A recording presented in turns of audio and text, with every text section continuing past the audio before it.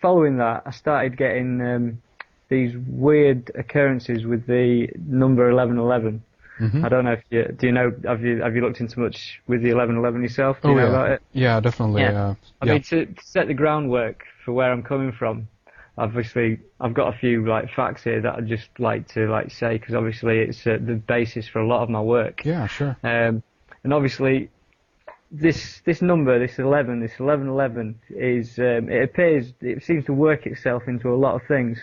I mean, predominantly the first thing is the universe itself, and obviously on the 11th of August 1999 at 11:11 a.m. there was a total solar eclipse that was observed through Europe. And if you move that further on the end date, December 21st, 2012, the end date of the main calendar, the winter solstice, which is when the calendar ends, is at 11:11 a.m. So I've heard. So obviously, so we've got this effect where the universe is ringing these numbers at us, in accordance to consciousness and stuff. Yeah. And when you look at it in an astrological sense, with the precession of the equinoxes and the 26,000 year cycle of the Earth wobbling through the 12 signs of the zodiac, we're said to be moving into the new age of Aquarius, and Aquarius is the 11th astrological sign. And so, getting further into it, you look at the numbers of 2112, 2012, and you add all those numbers up, and you get an 11. And then you look into the sun, for instance, and the sunspot cycle, so 11 years. And basically everything that you can just keep finding these 11s out of things. And you could argue that, are you looking for them? But basically, when it's that amount of things within the universe, it's not like I'm looking for them because they are there. Yeah. You can't deny that. And so then you start moving into the numerology of it. And for instance, if you get 1111 and you multiply it by 1111, you get the number 1234321, which is a pyramid. Okay, so you've got a pyramid numerology that you can get out of the 1111. Backtrack on that a little bit and take it a little bit slower for us again. Okay. Yeah. Okay. Well, if you've got the time code 1111 and you multiply it by the same thing, so 1111 times 1111, you get the number 1234321. Okay. So if you imagine that as a visual, you've got a pyramid. So one step up, that's number one. Then we have two, that's two steps up. Is that what you're going at here? Yeah. So essentially, because you've got the 1, 2, 3, 4, 3, 2, 1. If you were to plot that on a graph, right, on an X and Y, you'd have a pyramid. Interesting.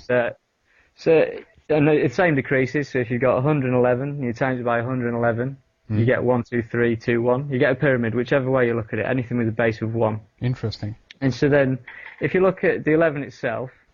And in binary, an 11 stands for a 3. So obviously you've got a trinity out of it. Do you know what I mean? So if you were to convert to binary, it would mean it'd be 3.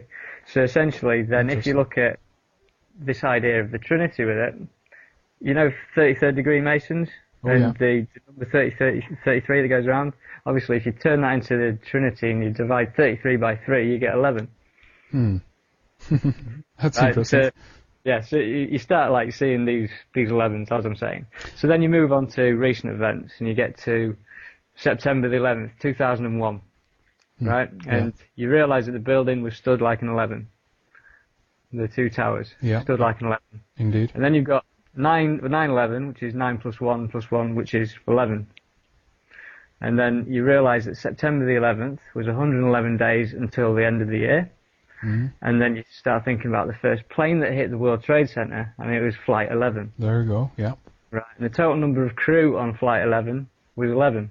And then you look into it further, and the New York State was the 11th state of the US Constitution. Right, and so then you start thinking about where September the 11th stands in year, as far as years are concerned. And September the 11th, 2001 stands 11 years from 2012. Right. And there's an author called Jose Arguelles. He wrote that from 1992 to 2012 would be in a period of May and No Time, the time of no time, which was a transition of the ages kind of period in which, basically world disasters and tension would be on the up and rise constantly.